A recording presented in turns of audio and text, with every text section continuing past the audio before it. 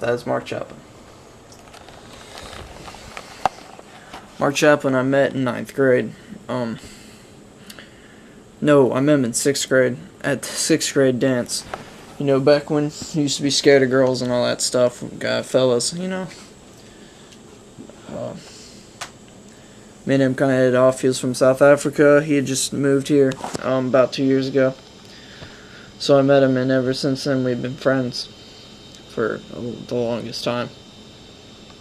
And best buds. Then he left in 8th grade. Or 7th grade he left. He went to Tennessee. And then he came back in 9th grade.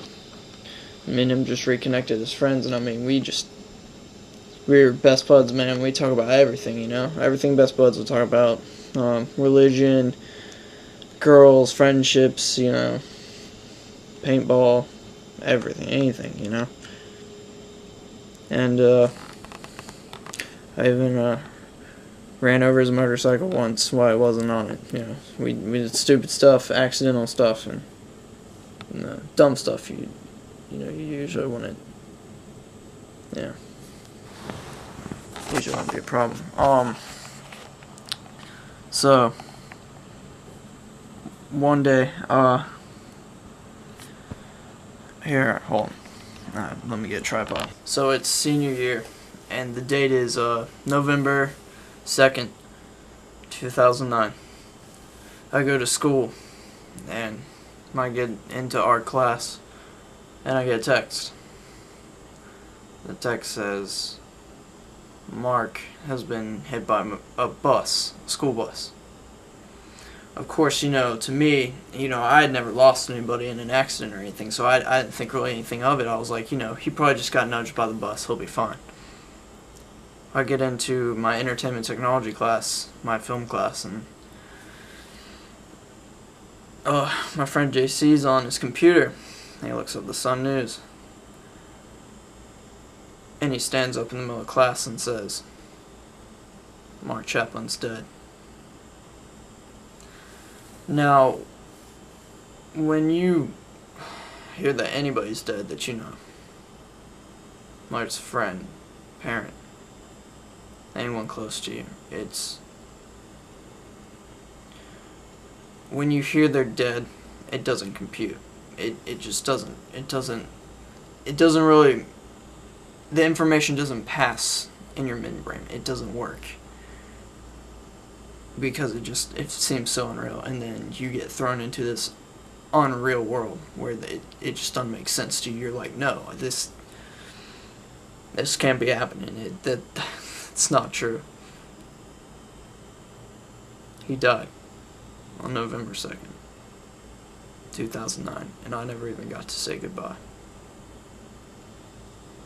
Someone, my best friend, who got his life cut short on his senior year of high school. I can say honestly that it is the saddest day of my life that I've come through yet. Losing a friend and losing a best friend, if it's never happened to you, you have no idea. Like, you have no idea how it can impact you, because it's bad. It's basically like you've lost a piece of yourself, and I mean, that emptiness just doesn't get filled. I made a video for him, and I compacted, because his parents, the worst thing was the morning of his parents, or the morning it happened, we went to his parents' house. His mom was there, but his dad wasn't. So we walk into his house, and Mark always carried a book bag. That's why I wear the book bag, because I got the idea from him. We were sitting in his house, and his mom is crying, and his dad walks in. And his dad comes in holding his shredded book bag. His book bag of when he got hit by the bus. The bus was coming this way, and Mark was coming this way, and the bus was taking a left turn. Or yeah, he was taking a left turn, his left, while Mark was going straight, and the light was still green for Mark. And he hit Mark, and Mark hit the guardrail and died of internal injuries.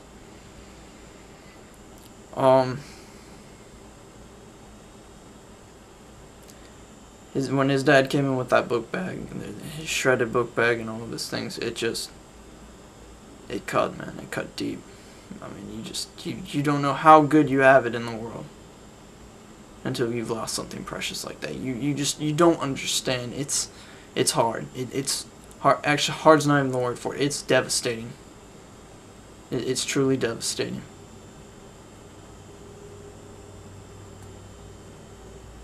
I mean, to not feel that person in the world anymore, not to see them anymore, it's hard. It is legit hard. I mean, it is legitimately hard to even fathom.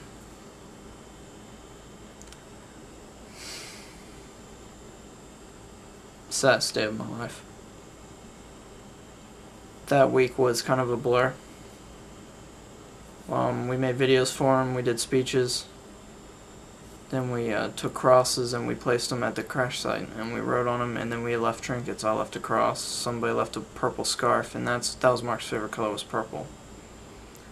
Then my friends and I got together and built this huge cross, which you saw, or you should see on the video. If not, well, it was a big wooden cross that we put on a hill that was right across from the crash site, and we faced the cross that way and put two cloths on there, red and purple. You know, I just thank God for every day that I'm given. You know, because you never know when you never have it again. That could be it. That end of your life. I go over to his parents' house regularly. I help with a lot of his friends, and we're keeping his clothing company going that he started with another friend. Now his mom owns the company, and we're working with that. And then, of course, if you ever come to Myrtle Beach, you might see stickers on the back that have a motorcycle say, "In memory of Marc Chaplin." They're bracelets. He was born in 1991 and died in 2009. And what he always said, which it's so true, and I mean, his signature was, "I live my life." And that's what it's about. That's what this whole documentary series that Kevin's making and Ridley Scott, this is what it's about. Living your life, guys, every day. You know, living it to the fullest. Everything you have, everything you got, it doesn't matter if all you own is like small trinkets or if you own so much. You know, you should be happy and love what you have and then just live it. Because, I mean, you never know. Then you should share your day with your friends and glorious. That's what it's all about. I mean, showing these people who in the future might see these videos and be like, hey, I mean, look at those kids. You know, they're happy and they have less than what we have now.